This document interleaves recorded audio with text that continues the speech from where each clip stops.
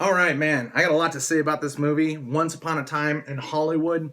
It's going to be really hard to describe why you should go see this movie and why this movie is really good without spoilers. And it's going to be hard to describe a quick rundown, a little synopsis of this movie without being kind of pedantic because it's a complex film in some ways and an overly simplistic film in others. I wouldn't put this at the level of, say, a Inglorious Bastards or a Kill Bill or a Pulp Fiction, but this is a really good character acting period piece film. This really is an in-depth kind of little slice of 1969, as much or more than anything. So the movie kind of lives or dies by the character acting because it doesn't have a whole lot of a plot. So let's just get into it. I'm going to try to be as quick as I can. It is set in '69. It's set with a fictional actor, Rick Dalton, who was a Western, a shoot us or Bat Masterson type character in the late '50s, and by the mid '60s, he's a little bit of a has-been. Not full-blown washed up, but he's not the leading guy anymore. He's not young anymore. And he's accompanied by his best friend, his stuntman, who doesn't do a whole lot of stunt acting in the movie, the plot, because Rick Dalton's kind of washed up. But he's a friend of Rick Dalton and his driver, basically, because Rick Dalton can't stop drinking and getting in DUIs. And as far as acting goes, this movie basically lives or dies by three characters. It's Rick Dalton, which is Leonardo DiCaprio, Cliff Birch, I believe, who is Brad Pitt, and Margot Robbie as Sharon Tate. They're really magnetic, likable characters, and they have to be, because this movie's 2 hours and 45 minutes long, and there's not a whole lot to do but choose scenery until the third act. Much like a couple of Tarantino's movies, maybe Reservoir Dogs has a kind of similar pacing to it, but Reservoir Dogs has a constant tension. Hateful Eight has a lot of slow dialogue and just world building, so maybe it's a little bit more like Hateful Eight in terms of you're just really waiting for shit to go down until the third act. And I had to take a piss like 3 times seeing this movie because it's about 2 hours and 40 minutes, and I had a big ass 50-ounce Coke, so I had to leave during a lot of 2 and 3 minute establishing shots that could have been 20 or 30 seconds. This movie could be a little bit more trim, which is a small criticism of it. The dialogue is still great. Tarantino is still a real comedic master.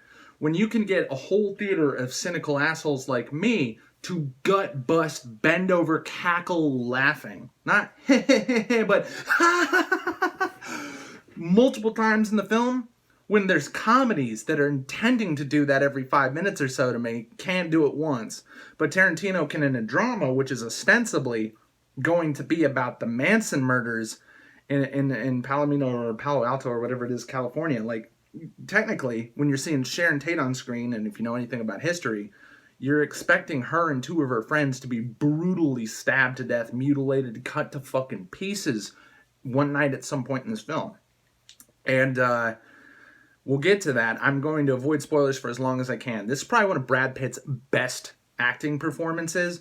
He gets to do the stoic thing that he kind of, I remember him from the 90s when he was like Meet Joe Black, Interview with the Vampire, very stoic, kind of 0 to 100, not a lot in between, kind of emotional acting.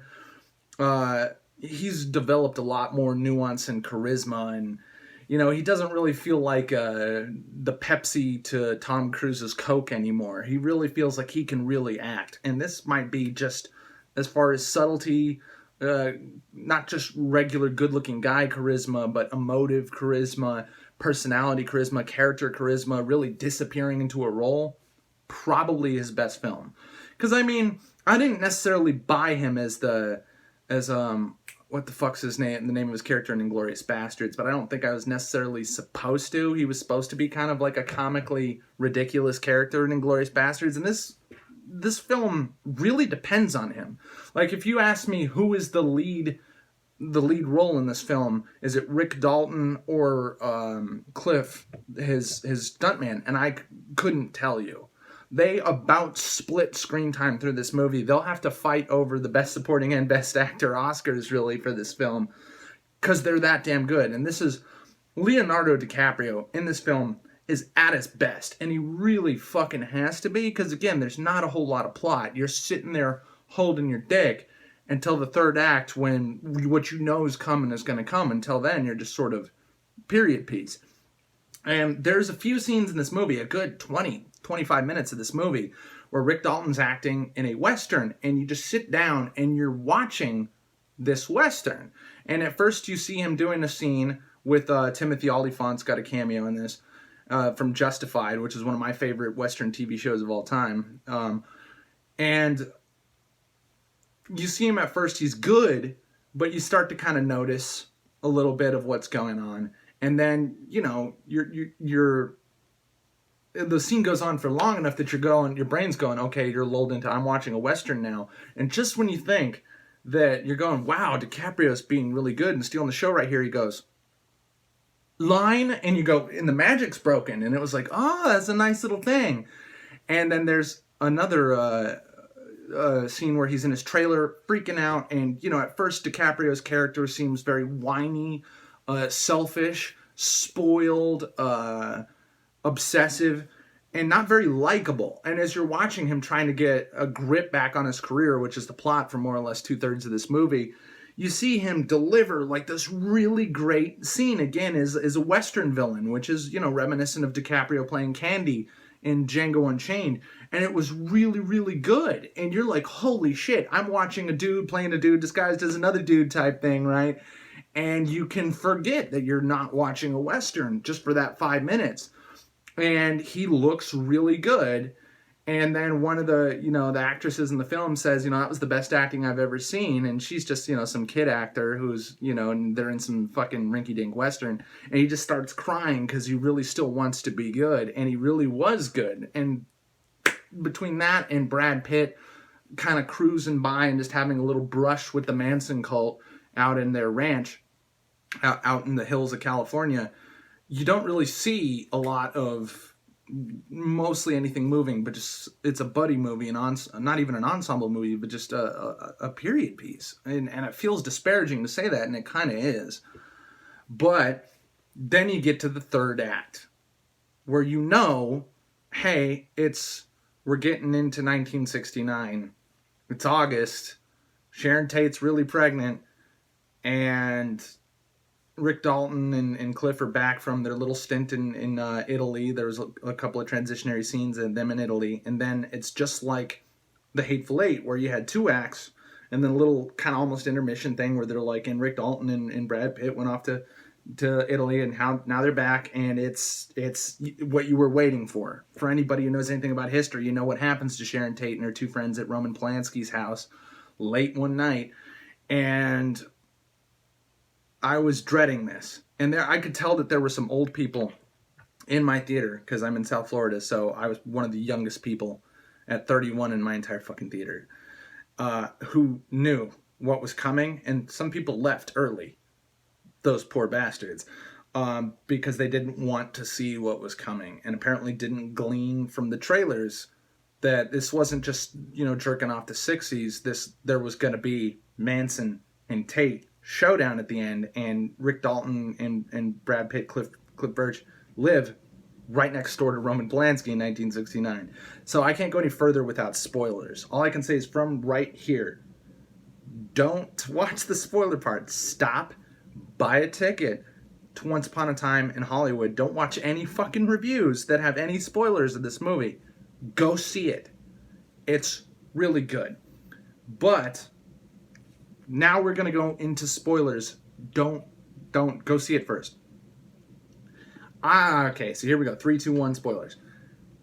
I had a feeling, because of how horrible what happens to Sharon Tate is in real life, that this was going to be a little bit of an Inglourious Bastards. I mean, a little bit of spoilers for that movie, but that movie's been out since, what, 2009 or something?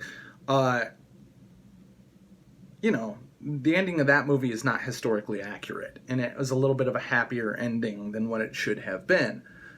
Well, what happens is the Manson cult, which, to be fair, kind of was a little bit emasculated in this movie because there's very little. You only see a little bit of the Manson cult, just like the Brad Pitt, not the Brad Pitt, excuse me, the Bruce Lee scenes that were hinted at in the trailer.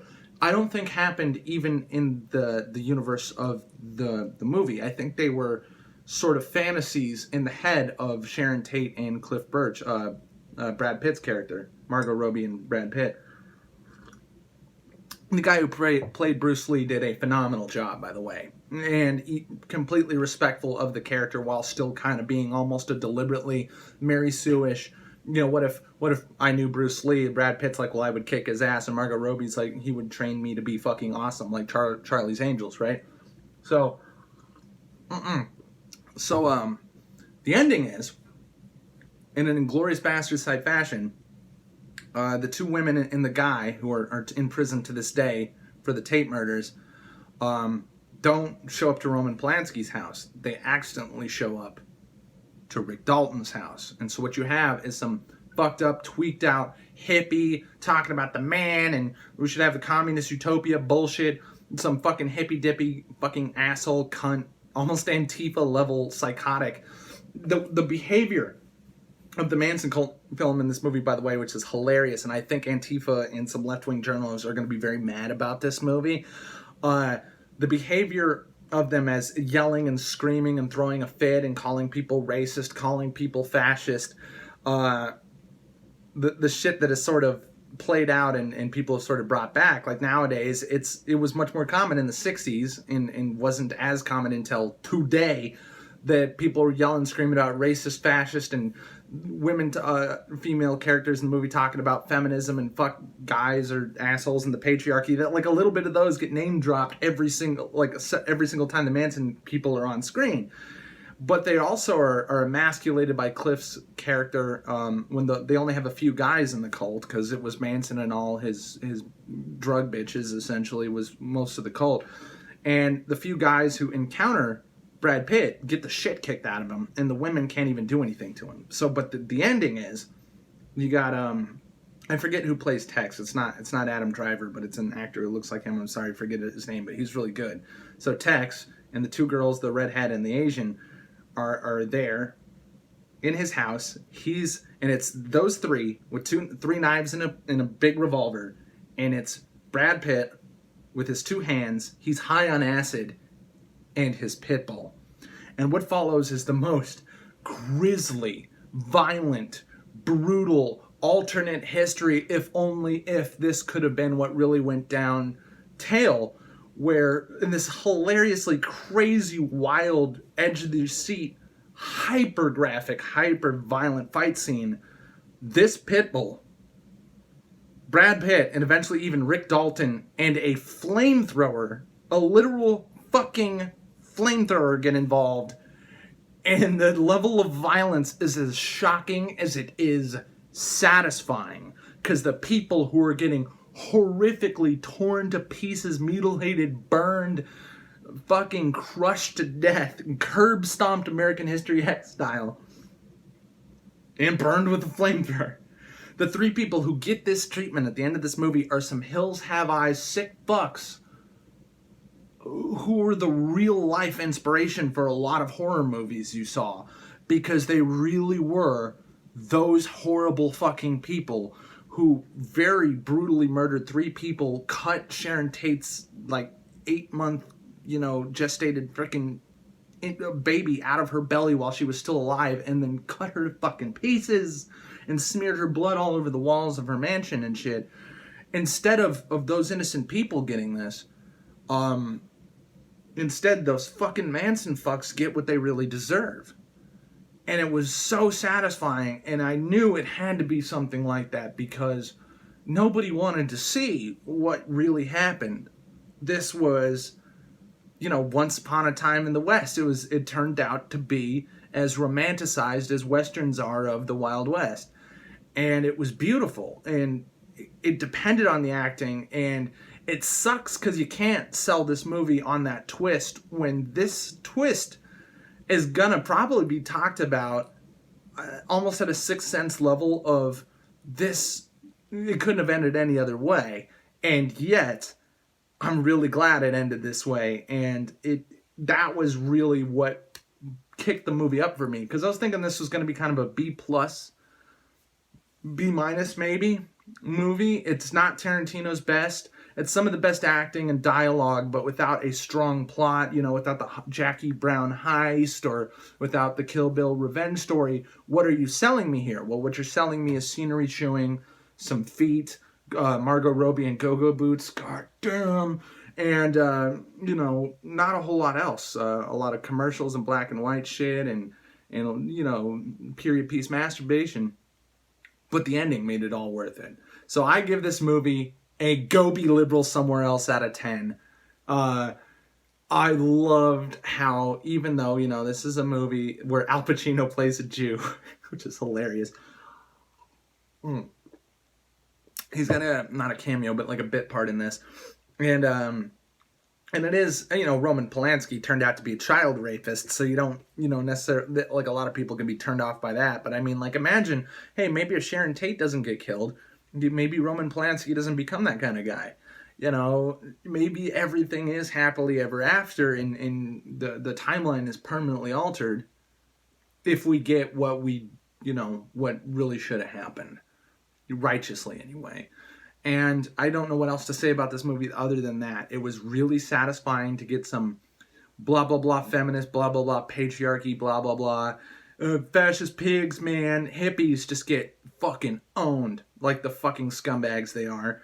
And to see some two good old, homebody, relatively rich, not super rich, but relatively rich Hollywood conservatives kick the fucking shit out of all these fucking Harry Pitt, B.O. stinking fucking shitbag hippies.